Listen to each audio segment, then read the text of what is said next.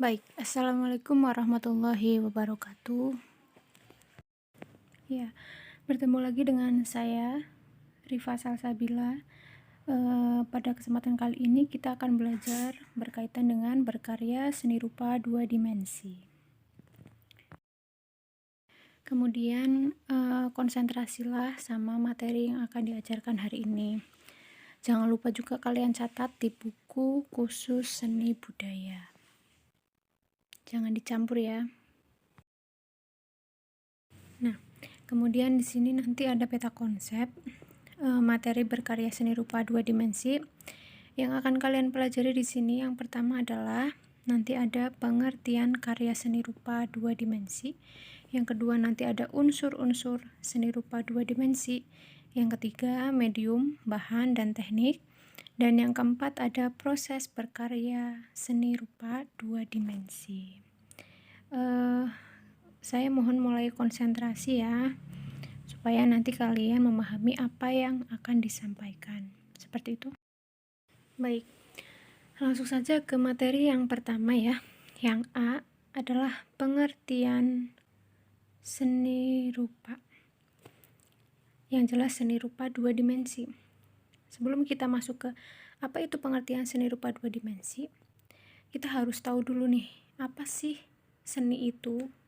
Ya, mungkin teman-teman di sini banyak yang sering menggambar atau mungkin menyanyi-nyanyi di kamar ya. Tapi kalian tidak tahu esensinya seni itu apa sih sebenarnya? Ya, saya contohkan ya. Ketika ada teman kalian yang lagi galau nih ceritanya. Ketika teman kalian galau itu kan biasanya nyetelnya itu nyetel musik apa? Nyetel musik galau juga ya. Jadi dia mengekspresikan dirinya yang lagi galau itu melalui musik galau. Nah, makanya di sini kita simpulkan bahwa seni sendiri itu adalah ekspresi. Bisa juga ekspresi jiwa. Seni itu adalah ekspresi dari diri kalian. Kalian sedang pengen mengekspresikan apa sih? Gitu lah, melalui mungkin musik atau rupa atau bisa juga dengan tari. Ya, jadi yang perlu dicatat ya, teman-teman, di sini seni itu adalah ekspresi jiwa atau ekspresi. Kemudian yang kedua, rupa. Rupa itu apa sih? Rupa itu ya bisa ditangkap mata dan juga bisa dirasakan. Ya, makanya disimpulkan pengertian dari seni dan rupa atau seni rupa adalah ekspresi tadi jiwa seseorang yang dituangkannya melalui karya rupa atau karya-karya yang bisa ditangkap oleh mata dan bisa dirasakan. Gitu ya. Nanti setelah ini kita masuk ke apa itu seni rupa dua dimensi. Nah, tadi kalian sudah tahu ya apa pengertian dari seni rupa. Sekarang di sini saya akan kasih gambar ya, perbandingan antara seni rupa dua dimensi dan seni rupa tiga dimensi. Mungkin kalian sering dengar tuh seni rupa dua dimensi, seni rupa tiga dimensi. Tapi apa sih sebenarnya kok dua dimensi, kok tiga dimensi? Yaitu seni rupa yang seperti apa nih? Nah, di sini akan saya jelaskan bahwa seni rupa dua dimensi itu ya seni rupa yang hanya memiliki dua jenis ukuran.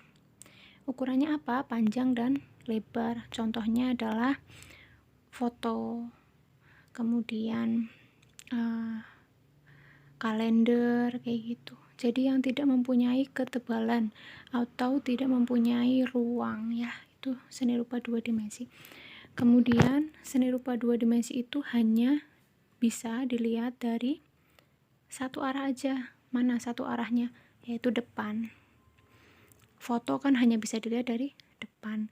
Ketika dilihat dari belakang kan udah bukan gambar lagi ya. Mungkin bisa blank, bisa kosong, seperti itu. Sedangkan jika nanti kalian menjumpai ada sebuah karya yang mempunyai ruang nih. Nah, itu disebut dengan seni apa? Seni rupa apa? Seni rupa 3 dimensi, di mana seni rupa 3 dimensi itu sama sebenarnya, memiliki ukuran juga, tapi ukurannya menjadi 3, yaitu panjang, lebar, sama tinggi atau ruang. Jadi selain ada tinggi, bisa saja seni rupa itu mempunyai ruang, sehingga di dalam seni rupa 3 dimensi itu dapat dilihat dari beberapa arah, bisa depan, bisa kanan, bisa kiri, bisa juga belakang. Contohnya apa sih? Contohnya adalah patung, yang paling mudah ya. Patung kan mempunyai ruang tuh, ada panjang, ada lebar, ada tingginya atau ada ruangnya. Nah, selain itu, patung juga bisa dilihat dari beberapa arah. Bisa dilihat dari depan, bisa dari samping, kanan, dan kiri, bisa juga dari belakang. Nah, pembagian seni rupa 2 dimensi dan 3 dimensi ini merupakan pembagian seni rupa menurut dimensinya. Seperti itu. Ya, ini adalah contoh dari seni rupa 2 dimensi. Itu yang sebelah kanan ya. Kalau yang sebelah kiri itu contoh dari seni rupa 3 dimensi. Kalau seni rupa 2 dimensi itu biasanya hanya berupa gambar, lukisan, kayak gitu ya. Tapi kalau seni rupa 3 dimensi itu ya biasanya bisa dirasakan teksturnya dan yang lainnya. Itu seperti gambar yang di sebelah kiri. Ya memang ini semuanya dua-duanya adalah gambar, betul. Tapi kan di dalam seni rupa 3 dimensi itu mempunyai seolah-olah itu kayak gambarnya itu menonjol gitu loh, nyata kayak gitu. Sedangkan seni rupa 2 dimensi hanya ya lukisan yang dibuat oleh seseorang aja, seperti gambar di samping. Setelah kita mengetahui pembagian seni rupa menurut dimensinya tadi ya, seni rupa 2 dimensi dan 3 dimensi, sekarang kita harus mengetahui nih pembagian seni rupa menurut fungsinya. Yang pertama adalah seni rupa murni, yang kedua adalah seni rupa terapan. Nah, nanti kita tuh kan setelah ini akan mempelajari tentang seni rupa 3 dimensi. Jadi semuanya sekarang kita mempelajarinya tentang seni rupa 2 dimensi dulu ya. Nah, jadi seni rupa 2 dimensi pun itu dibagi menjadi 2 menurut fungsinya. Ada seni rupa murni 2 dimensi, seni rupa terapan 2 dimensi. Biasanya intinya tuh seperti ini. Biasanya seni rupa murni itu seni rupa asli atau seni rupa yang digunakan hanya sebagai hiasan aja. Di sini yang ada di pikiran kita adalah apa seni rupa yang biasanya hanya sebagai hiasan tetapi termasuk ke dalam seni rupa 2 dimensi. Contohnya adalah apa? Lukisan. Seperti itu. Lukisan itu kan hanya bisa dinikmati hanya sebagai hiasan aja. Kalau yang saya cantumkan di situ lukisan patung. Nah, sedangkan kalau patung itu berarti adalah seni rupa murni 3 dimensi. Gitu ya, intinya kalau seni rupa murni itu hanya sebagai hiasan aja. Tapi jika seni rupa terapan 2 dimensi, selain seni rupa itu sebagai hiasan, tapi juga bisa digunakan atau mempunyai fungsi, mempunyai manfaat kayak gitu.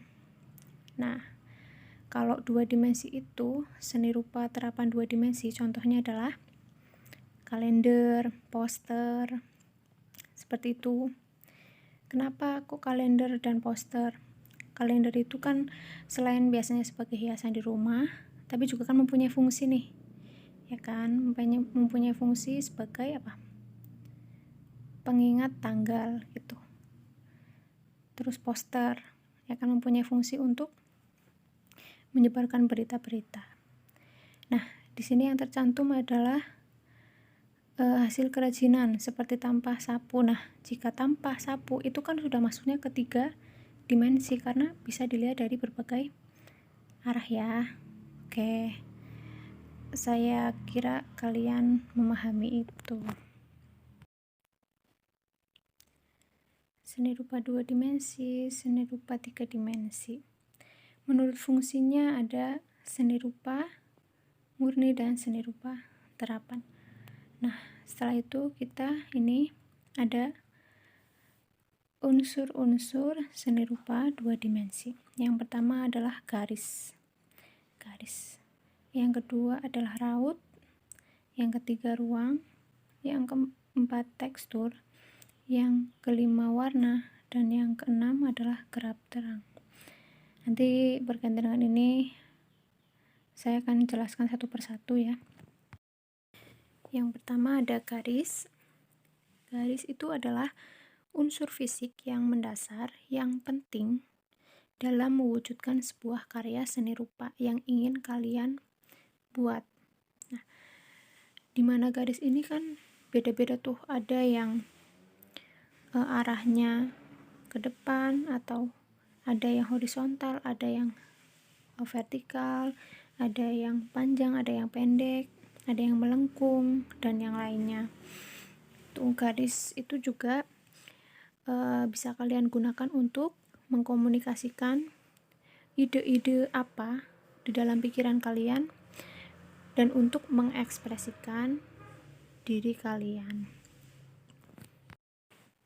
Garis juga bisa mendefinisikan macam-macam loh. Contohnya kayak garis tebal, tegak, lurus ya. Itu dapat memberi kesan kuat dan tegas. Sedangkan garis tipis melengkung akan memberi kesan pada lukisan kalian itu lemah dan ringkih. Seperti itu ya. Kemudian yang kedua ada raut atau bidang dan bentuk.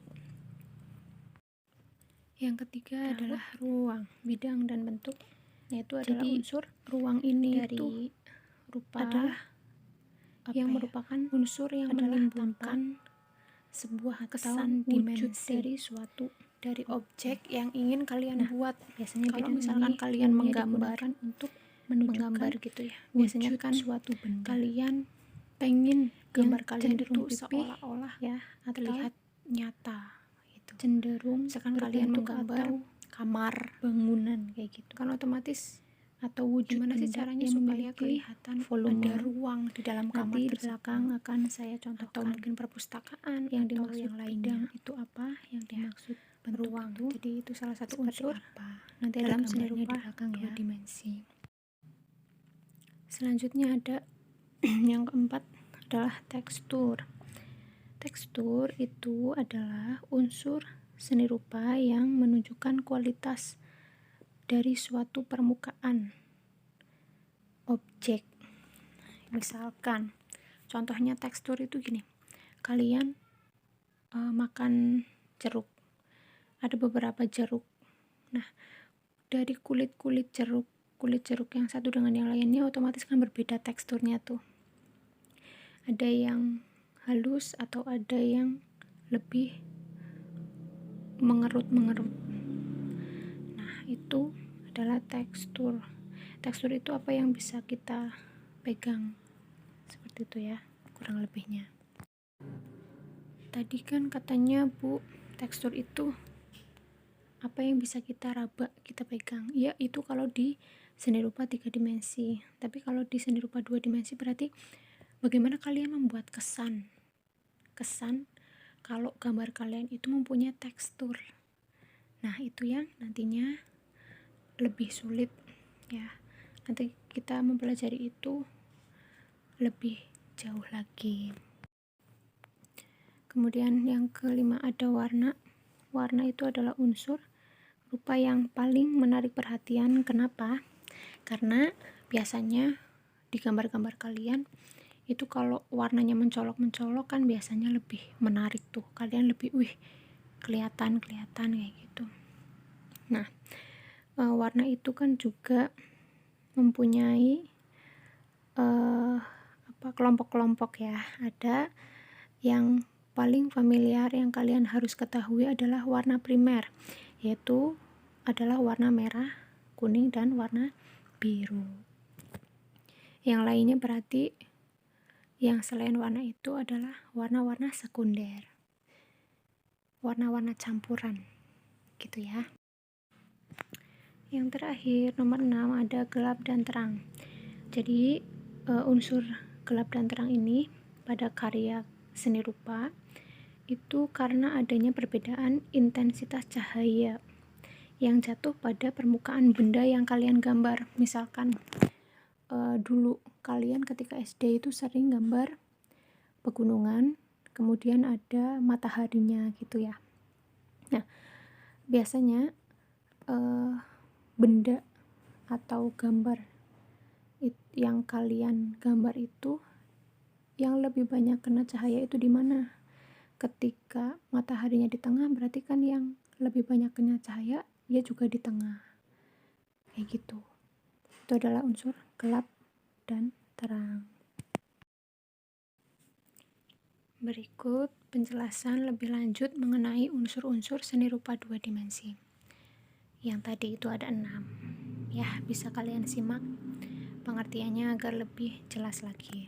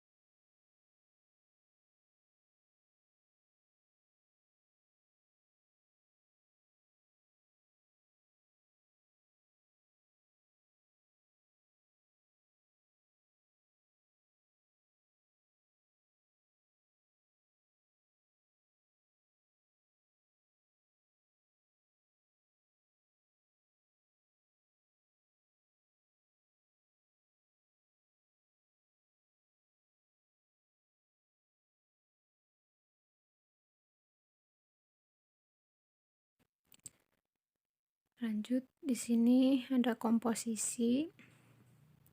Jadi komposisi itu adalah hasil akhir dari perpaduan unsur-unsur tadi yang ada 6 itu yang kalian gunakan ketika kalian membuat karya seni rupa. Khususnya di sini karya seni rupa 2 dimensi. Jika kalian membuat seni rupa tadi dengan unsur-unsur yang baik, sudah pasti nanti kalian akan menciptakan atau mendapatkan sebuah komposisi dari seni rupa yang baik juga ya, dimana nanti di situ ada kesatuan, ada keseimbangan, ada irama yang baik, ada penekanan-penekanan pada gambar yang baik, ada proporsi yang baik, dan ada keselarasan yang baik juga. Kemudian ada medium, bahan, dan teknik. Nanti juga ada alat ya. Medium dan bahan yang pertama. Medium itu adalah media. Jadi ketika kalian menggambar itu adalah sebagai media kalian. Nah, kemudian ada bahan. Bahan itu dibagi menjadi 2. Yang kalian tahu ketika kalian menggambar atau membuat karya seni rupa 2 dimensi, yang jelaskan kalian membutuhkan bahan. Bahan itu dibagi menjadi 2. Bahan utama dan bahan penunjang.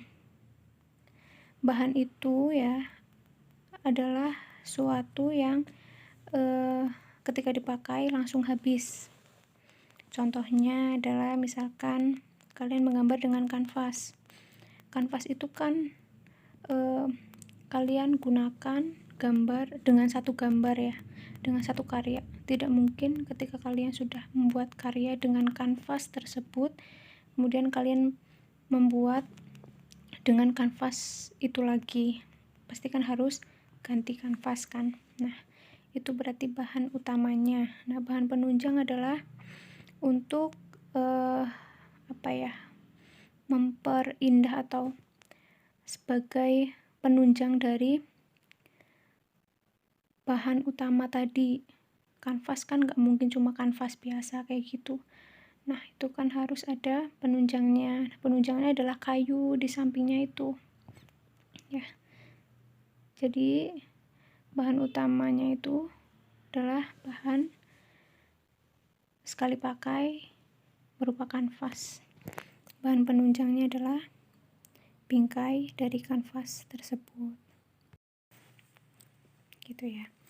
Jadi diulangi lagi bahwa bahan itu adalah sesuatu yang langsung habis ketika dipakai, dan bahan tersebut dibagi menjadi dua, ada bahan utama dan bahan penunjang. Kemudian ada alat. Alat itu adalah segala sesuatu yang diperlukan ketika kalian menggambar yang tidak habis sekali pakai. Bisa dipahami ya. Nah, yang terakhir ada teknik. Teknik itu sebenarnya setiap orang mempunyai teknik menggambar sendiri-sendiri. Nah, itu adalah tergantung bagaimana keterampilan teman-teman semua. Ya, mungkin itu yang bisa saya sampaikan pada materi kali ini. Saya ngambil materi ini dari buku paket seni budaya di Kemendikbud 2013 revisi, dan juga beberapa di Google ya. Nah, mudah-mudahan kalian paham, semangat belajar walaupun dengan segala keterbatasan. Jangan lupa setelah kalian belajar itu belajar untuk menyimpulkan juga ya, kesimpulan dari materi kita hari ini itu apa. Jangan lupa dicatat, jangan lupa dipahami, dan mudah-mudahan kalian semua nantinya mendapatkan nilai yang baik dan yang terbaik. Amin amin ya robbal alamin. Terima kasih, see you guys, sampai ketemu pada materi berikutnya. Salam dari saya. Wassalamualaikum warahmatullahi wabarakatuh.